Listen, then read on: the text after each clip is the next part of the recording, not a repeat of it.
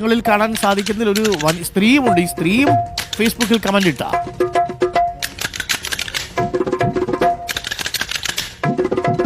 അല്ല, കുമ്പളം സ്വദേശി ഷാജിയാണ് ഇപ്പോൾ പോലീസ് സ്റ്റേഷനിലേക്ക് എത്തിച്ചിരിക്കുന്നത്.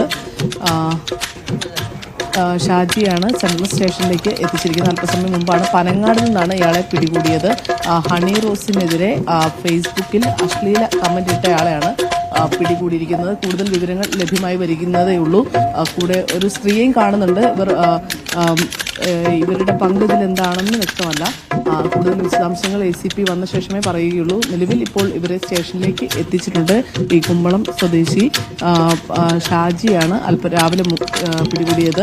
ഈ വിവിധ വകുപ്പുകൾ പ്രകാരമാണ് ഇവർക്കെതിരെ കേസെടുത്തിരിക്കുന്നത്. 30ഓളം പേർക്കെതിരെയായിരുന്നു കേസെടുത്തത്. അതിലൊരാളാണ് ഷാജി. ഏറ്റവും അടുത്തുള്ള ആൾ ഫേസ്ബുക്കിൽ നോക്കിയപ്പോൾ ഏറ്റവും അടുത്ത് താമസിക്കുന്ന ആൾ ഇയാളാണെന്ന് മനസ്സിലാക്കിയാണ് പോലീസ് ഇപ്പോൾ ഇയാൾക്കെതിരെ കേസെടുത്തിരിക്കുന്നത്.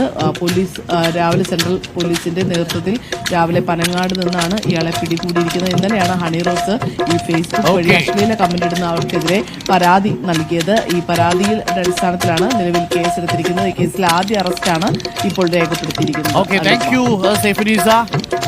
പ്രിയപ്പെട്ട പ്രേക്ഷകരെ, അങ്ങനെ ഹണി റോസ് കൊടുത്ത കേസിൽ ആദ്യത്തെ അറസ്റ്റ് വന്നിരിക്കുന്നു.